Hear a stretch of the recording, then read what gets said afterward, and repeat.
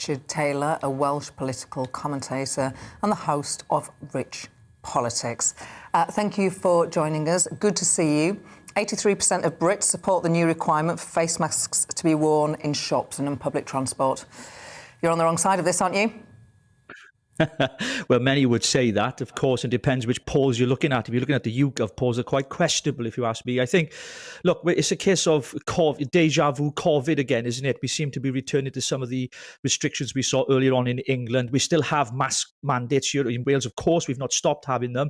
And it hasn't really had the desired impact of bringing case numbers down.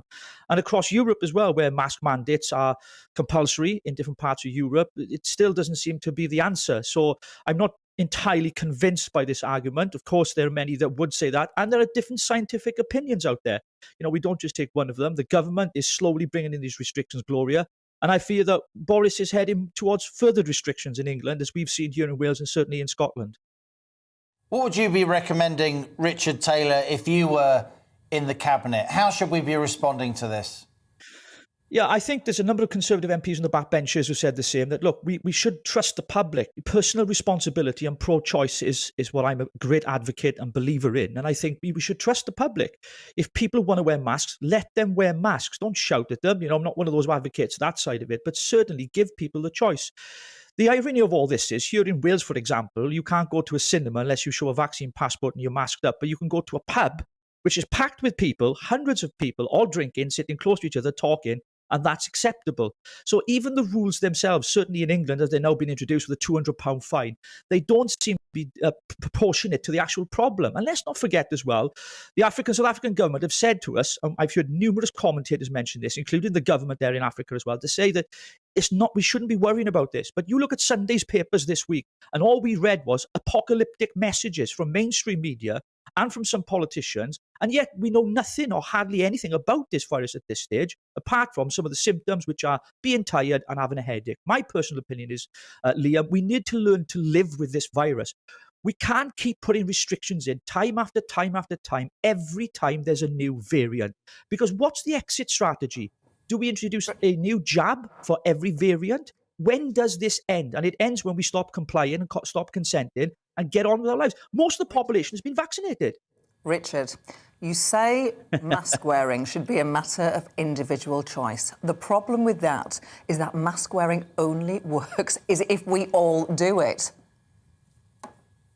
Yeah, I take your point, Gloria, and I respect that. But there are a lot of people like myself who don't believe in the efficacy of masks. You know, there is science out there to say that they don't work. I was on a train yesterday travelling to Cardiff, and a woman took the mask off, put it on the table. She's handled it with her hands all over the table where obviously there's germs and all kinds of things, then puts the mask back on her face. I mean, look, to me, it's one of those things that I don't believe that it's having the desired impact. The figures don't lie. The figures tell us in Wales, where we've had mask mandates, that the numbers of people with the virus are high in Wales. And they have been since the mask mandates have been in place anyway. I'm not saying you shouldn't wear one, but where's the proof? Where's the evidence? Remember at the start of this, the WHO were telling us that they don't work. We had Dr. Hillary on ITV telling us they don't work. Now all of a sudden they work. Well, they work for the big companies making them, that's for sure.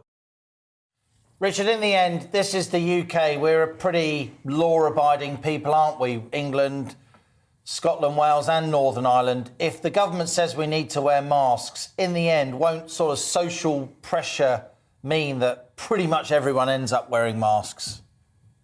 Yeah, and I think that's the concern I have, because it's not out of choice, is it? It's been regulated, legislated for, and people will be fined. I mean, I ask the question, what kind of a society do we want to live in? Because if we do this every time there's a new variant, and don't forget this virus mutates, so it changes course.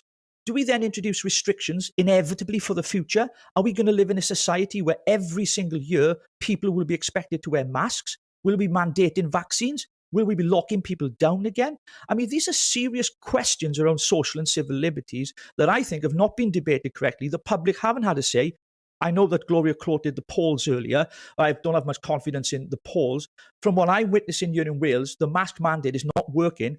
around shops, pubs, places I go, people ain't wearing them. They're not paying any attention to the government whatsoever. Whether that's right or wrong, that's up to them to make that decision. But I personally feel that mandating something is the wrong way forward. We've been coerced by this government for far too long to comply. And I think people are getting tired, Gloria and Liam. I think they're getting tired of these restrictions. And it might be the case that people do comply. That's their choice too, and I respect that. But I certainly will not be complying, and I will not give my consent to do so either. Richard Taylor, thanks a lot for joining us, as ever, on GB News. Richard Taylor there, Welsh political commentator.